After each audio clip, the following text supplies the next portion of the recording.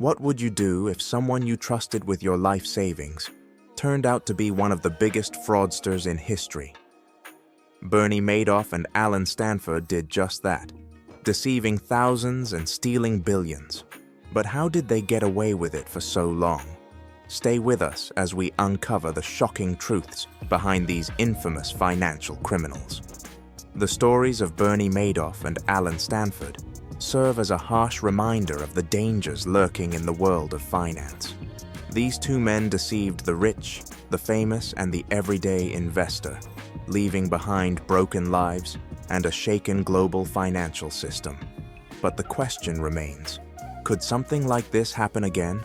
Or have we learned enough to prevent another Madoff or Stanford from pulling off their schemes?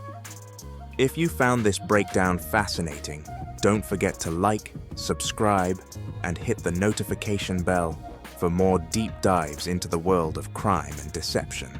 And here's a question for you. Do you think financial institutions have learned from these scandals? Or are we still vulnerable to similar frauds today? Let us know your thoughts in the comments below. Bernie Madoff and Allen Stanford are two of the most infamous figures in the world of financial crime. Both were involved in massive investment frauds that spanned years, defrauding thousands of investors and causing billions of dollars in losses. Despite their similar tactics, their crimes were carried out in very different ways, and they left different marks on the world of finance. Madoff, with his high-level connections, created a Ponzi scheme that lasted for decades, while Stanford, with his flashy persona and sports-related schemes, captivated the public before his fraudulent activities were exposed. Bernie Madoff was the mastermind behind one of the largest Ponzi schemes in history.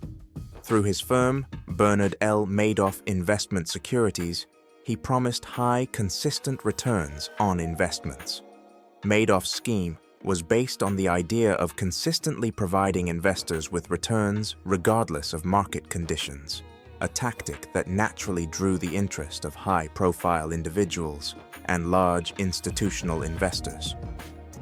For years, Madoff's firm operated under the guise of legitimate investments, with sophisticated fake account statements and impressive annual returns. However, when the 2008 financial crisis hit, many of Madoff's investors began requesting their money, and the scheme finally unraveled. The total amount of money defrauded was approximately $65 billion, including both principal and inflated returns. Allen Stanford, similarly, ran a fraudulent financial empire. Stanford's scheme was also based on promises of high returns from an investment vehicle that he controlled. However, unlike Madoff, Stanford used his influence in the sports world, particularly cricket, to lure in investors. He operated a financial group under the name Stanford Financial Group, offering investments in high-yield certificates of deposit CDs and other financial products. Stanford's fraudulent activities were also widespread, with a focus on smaller, individual investors and institutions. In total, Stanford defrauded his investors of $7 billion, significantly less than Madoff, but still a staggering amount. Madoff's fraud had far-reaching consequences, affecting major financial institutions, charities, and individual investors, while Stanford's fraud, though significant, primarily impacted smaller investors and local institutions.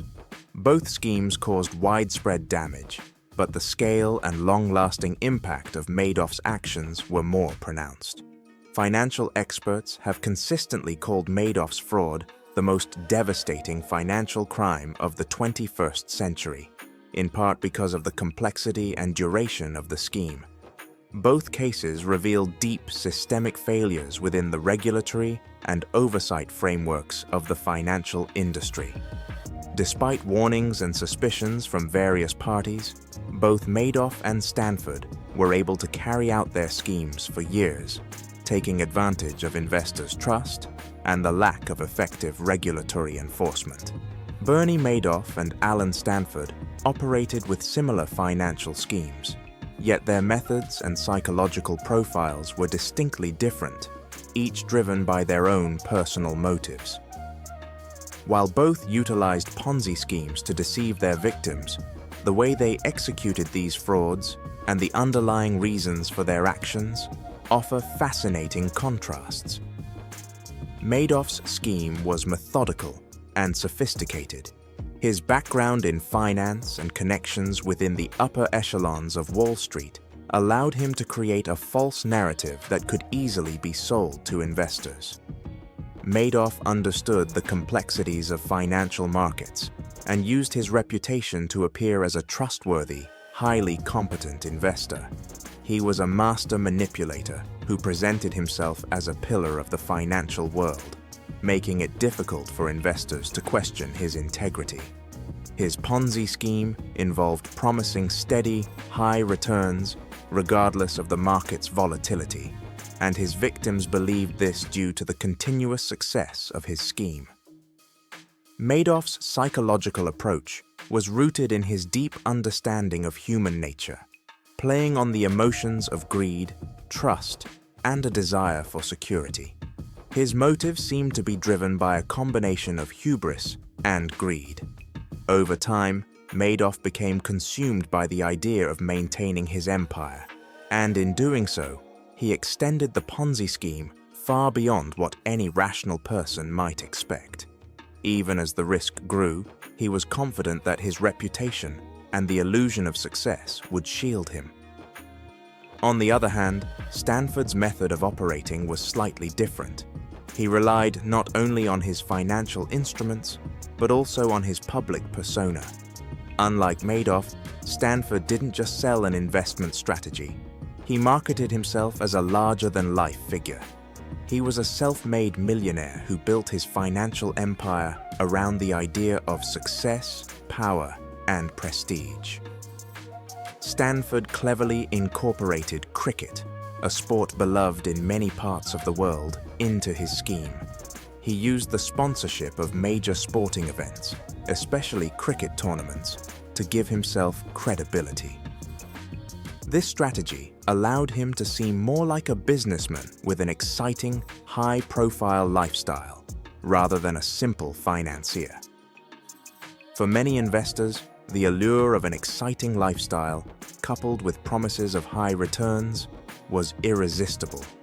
His psychological profile seemed to be centered around a need for admiration and power, showing that for him, the scam wasn't just about money, but about maintaining his status as a respected figure in both business and sports.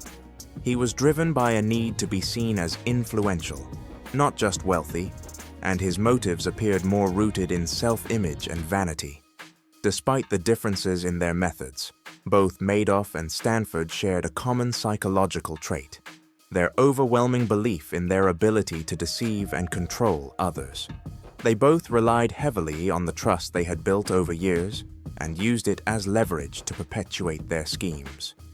Both men, as experts in manipulation, understood how to use their positions of power to make others believe in the impossible. For Madoff, the system was a complex web of financial transactions, but for Stanford, it was the cultivation of a larger-than-life image.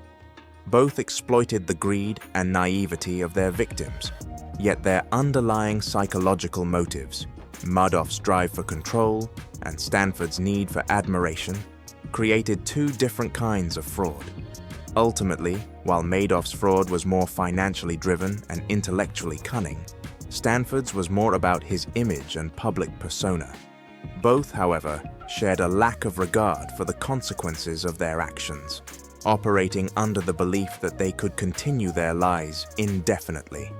The psychological manipulation employed by both men led to their respective downfalls, but it was also the driving force that allowed them to perpetuate their scams for so long. When comparing the overall danger posed by Bernie Madoff and Allen Stanford, it becomes clear that while both were highly dangerous, Madoff's scheme had far more significant and widespread consequences.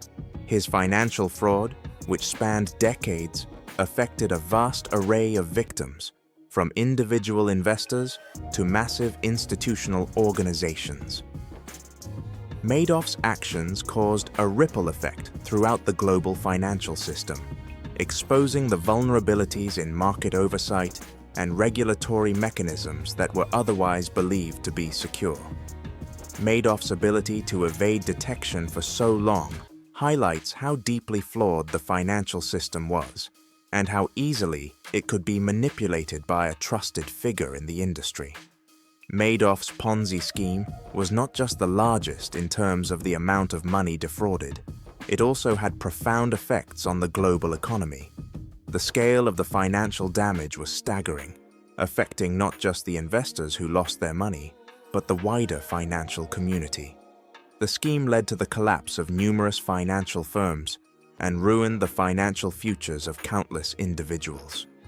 The exposure of his fraud brought immense scrutiny to the SEC and other regulatory bodies, raising serious questions about their effectiveness in protecting investors. The social and emotional impact on the victims was profound as well. Many were left without their life savings, and the trust in financial markets that took years to build was deeply shaken. Madoff's ability to maintain his scheme, despite numerous warning signs, led many to question the integrity of financial institutions and their ability to protect their clients. In comparison, Stanford's scheme, although still massive, did not have the same far-reaching implications. Stanford's total fraud was approximately $7 billion, far less than Madoff's $65 billion. While the amount of money defrauded by Stanford is certainly enormous, it did not trigger the same level of global economic fallout. Stanford's focus was on individuals and smaller institutions, targeting those looking for high-yield investments. His use of the sport of cricket as a backdrop for his financial operations gave him a distinctive public profile, which helped attract people to his scheme. His fraud affected a significant number of victims, but it was not on the scale that Madoff's was. Stanford's ability to maintain the illusion of success relied heavily on his carefully crafted public persona. Still, when his fraud was uncovered, it did not have the same impact on the broader financial system or public trust in the way that Madoff's actions did. Despite the differences in the scale of their respective crimes, both Madoff and Stanford were highly dangerous figures in the world of finance. The sheer scale of their deception, the number of people impacted, and the long duration of their schemes show how they were able to manipulate systems and individuals. Both men, however, left a legacy of broken trust and financial ruin. Madoff's fraud remains the most devastating financial crime in modern history due to its complexity and the widespread destruction it caused. His case exposed the weaknesses in financial regulation and corporate governance, which ultimately led to calls for reform. While Stanford's actions were certainly harmful, his fraud did not shake the financial system to its core in the same way. Experts who have analyzed these cases argue that the impact of Madoff's crime was not just economic, but psychological as well. Madoff preyed on trust and respect, building a network of investors who believed in his integrity. When that trust was shattered, the fallout was more than just financial. It was also emotional and social. For many, it became a cautionary tale about the dangers of placing blind trust in individuals and institutions. The emotional devastation was compounded by the financial losses, leaving victims not just without money, but also questioning their judgment and sense of security. In contrast, Stanford's crime was more about personal ambition and a need to project an image of success. While his fraud affected many, it did not have the same enduring impact on global finance or the public's perception of financial systems. Stanford's downfall was swift once uncovered, and the investigation revealed that his empire was far less sophisticated than Madoff's. The psychological effect of Stanford's crime was still significant for those involved, But the broader social and emotional damage was not as extensive as what Madoff caused. In examining the cases of Bernie Madoff and Allen Stanford, it becomes evident that while both men committed profound financial crimes, their actions and their aftermath had significantly different consequences. The impact of their frauds, while undeniably destructive, is a reflection of the differing approaches and scales at which they operated. Madoff's scheme, the largest Ponzi scheme in history, remains a symbol of the extent to which a trusted figure in the financial world can manipulate the system for personal gain.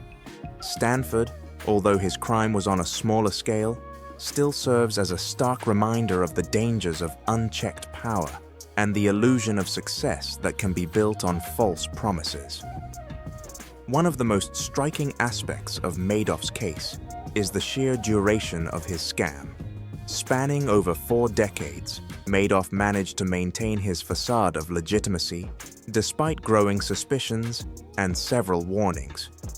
His case exemplifies how trust, once established, can be weaponized, allowing someone to operate beyond the reach of scrutiny for an extended period. The complexity of Madoff's fraud and the sophistication of his methods allowed him to continue deceiving thousands, including some of the world's most knowledgeable investors. In contrast, Stanford's fraud, though also significant, was built more on his ability to charm and project an image of success.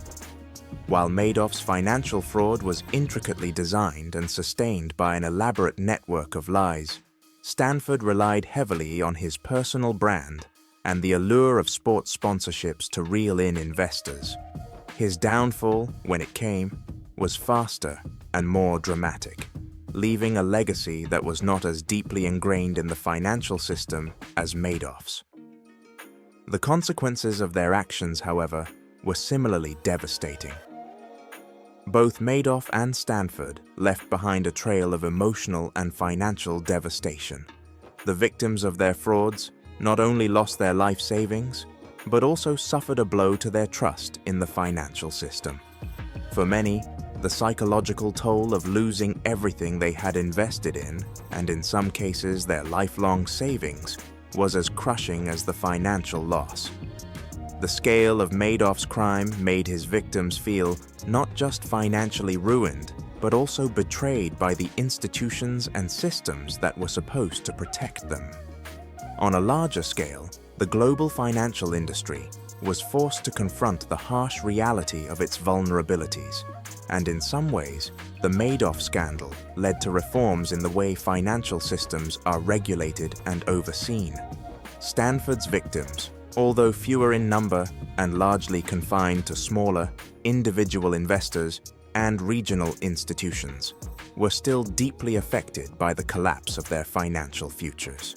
Like Madoff's victims, they faced the emotional burden of trusting someone who, on the surface, appeared to be a legitimate and successful businessman. The difference, however, lies in the fact that Stanford's fraud was not as deeply embedded in the global financial infrastructure, meaning that the damage he caused was more isolated. While devastating for those involved, it did not result in the systemic collapse that Madoff's scheme triggered.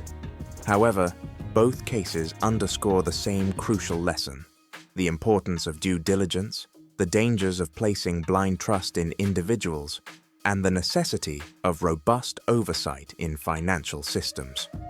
Reflecting on these cases also brings attention to the larger issue of financial fraud and the ways in which such schemes can proliferate. Madoff and Stanford are not unique in the world of financial crime, but their high-profile cases serve as poignant examples of the risks posed by individuals who understand the financial system well enough to exploit it. They both took advantage of weak points in regulatory systems, and their ability to manipulate both their victims and the system itself demonstrates how the right blend of charisma, deceit, and technical knowledge can create seemingly unbreakable frauds. Madoff's legacy, in particular, forced the financial world to reevaluate its reliance on trust and self-regulation. which ultimately led to changes in how financial crimes are investigated and prevented. In conclusion, while the cases of Madoff and Stanford differ in their methods and scale, they both serve as critical reminders of the dangers inherent in the financial world. They highlight the need for constant vigilance, the importance of regulatory oversight, and the fact that even the most sophisticated and high-profile individuals can fall prey to the temptations of greed and power. These cases also reveal the deep psychological toll that financial fraud can take, not only on the victims, but also on the perpetrators, whose actions often reflect their own personal insecurities, ambitions, and desires for power. As the world moves forward, the lessons learned from Madoff and Stanford's crimes will continue to shape how financial crimes are perceived and paibas